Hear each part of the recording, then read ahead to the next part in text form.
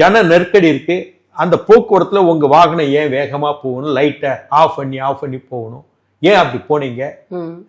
நீங்க உடனே இந்த நெருக்கடி ஏற்பட்டு விட்டது, கேஷுவாலிட்டி ஏற்பட்டு விட்டது, நீங்க உடனே அந்த ஸ்பாட்டுக்கு போயிருக்கணுமா வேண்டாமா?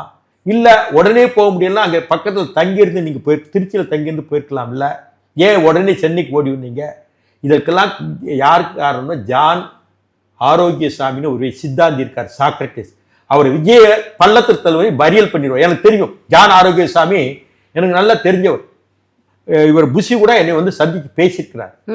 இந்த ஒரு கட்டத்துல விஜயை நான் ஆதரிச்சவன், தினமணி ஆதரிச்சுக்காக ஒரு மாற்று அரசியல் வேண்டும்னு நானும் தமிழறிமணியும் கூட ஆதரிச்சோம். மாற்று அரசியல் வரட்டும், அவர் சம்பாதிச்சுட்டாரு, நேர்மையாக ஆட்சி பண்ணுவார், இன்னைக்கு பணம் தேவையில்லை, அதெல்லாம் அவர் வந்தா நல்லது நினைச்சோம், அப்படி ஆதரிச்சோம். ஒரு கட்டத்துல பார்த்தா இந்த ஜான் ஆரோக்கியசாமி பார்த்தோம், நாங்களாம் இது சரியா வராதுன்னு முடிவெடுத்து இனிமேல் பேசக்கூடாதுன்னு முடிவுக்கு வந்தோம். தினமணியிலே நான் ஒரு ஆர்டிக்கிள் இருந்தேன், ஜான் ஆரோக்கியசாமி அஜெண்டா நீ சொல்லக்கூடாது, ஒரு பைபிளை படிச்சுட்டு இப்படியே உருட்டுவார், பைபிள் படிக்க வேண்டியதான், ஏதாவது சொல்லி அவரை விஜயை அரெஸ்ட் பண்ணி வைக்கிறது அவர் தான்.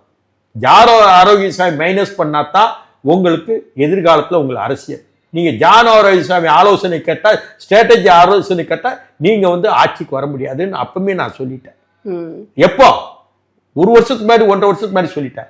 அவருடைய அகப்புற சூழல் இருக்கு பாருங்க, அவர் நல்ல அட்வைசர் இல்லை.